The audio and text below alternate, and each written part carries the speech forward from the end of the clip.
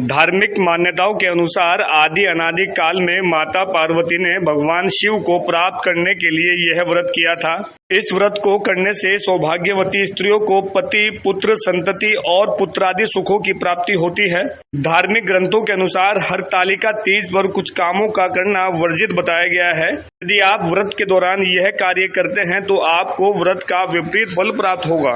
हरतालिका तीज पर किन कामों का करना वर्जित बताया गया है, इसकी अधिक जानकारी लोकल 18 को देते हुए हरिद्वार के विद्वान ज्योतिषी पंडित श्रीधर शास्त्री ने बताया कि सनातन धर्म में यह व्रत बेहद ही खास और सौभाग्यवती प्रदान करने वाला है।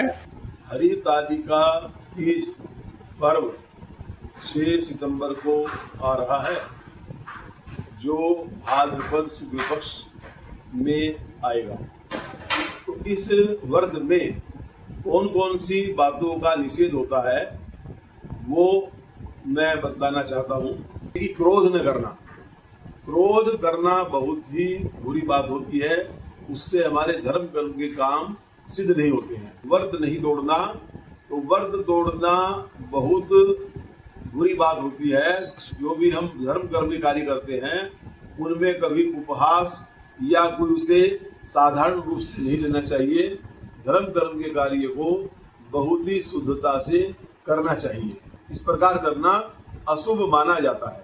आगे ये बताया है कि रात में नहीं सोना, रात्रि में इस व्रत में सोना नहीं चाहिए। तो इसके दौरान इस समय जो हमारा ये समय होगा उसको हम भक्ति भाव में ही भगवान शंकर की जो किसी स्तोत्र पाठ, कोई भी हमारा रुद्राष्टक इत्यादि कोई भी हमारा हम स्तोत्र कर सकते हैं।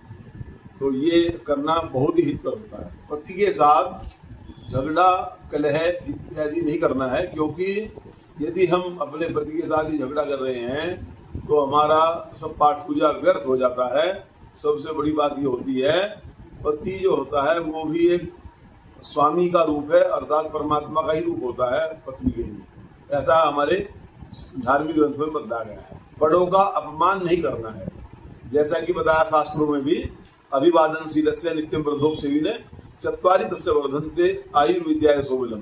ये बताया है कि बड़ों को नित्य प्रति प्रणाम करने से आयु, विद्या और यश और बल में वृद्धि होती है। की कथा को अवश्य ही सुनना, जैसे कि कोई भी हम धर्म कर्म का कार्य कर रहे हैं तो उसकी कथा को भी अवश्य सुने, उसमें लापरवाही न करें। और यदि उसमें कोई पीछे कोई आरती है या कोई क्षमा प्रार्थना है उसको भी पूरा करें।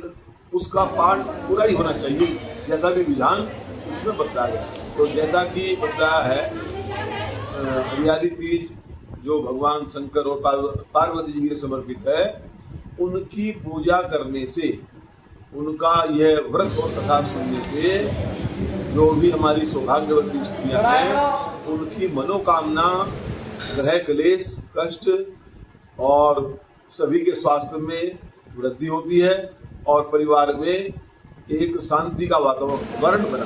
व्रत के समय जब हम व्रत करते हैं तो पवित्रता बनाए रखें। तो पवित्रता का बहुत बड़ा महत्व होता है।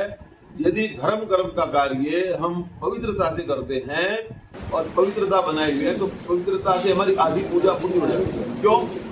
जो स्वच्छता होती है उसी में लक्ष्मी का निवास है, उसी में ही हमारे जो है परमात्मा का निवास है।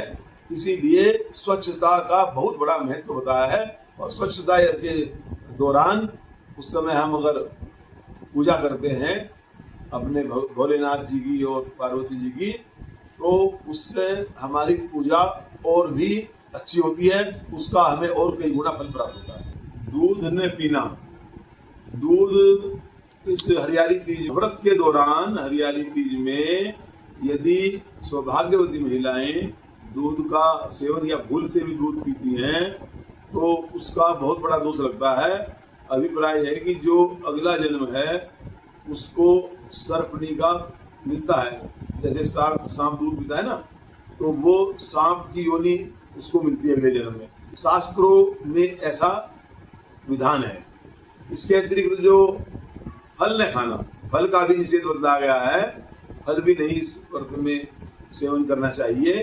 यदि फल का सेवन करते हैं तो अगले जन्म में जो है वानर की योनि प्राप्त होती है। तो इसीलिए फल का सेवन भी नहीं करना चाहिए। यदि हम इन बातों का पालन नहीं करते हैं तो हमें इसका विपरीत फल मिलता है, अर्थात हमें अनेक प्रकार के कष्ट आते हैं और हमें अनेक प्रकार की व्याधियां और जीवन में कई कष्ट आते हैं।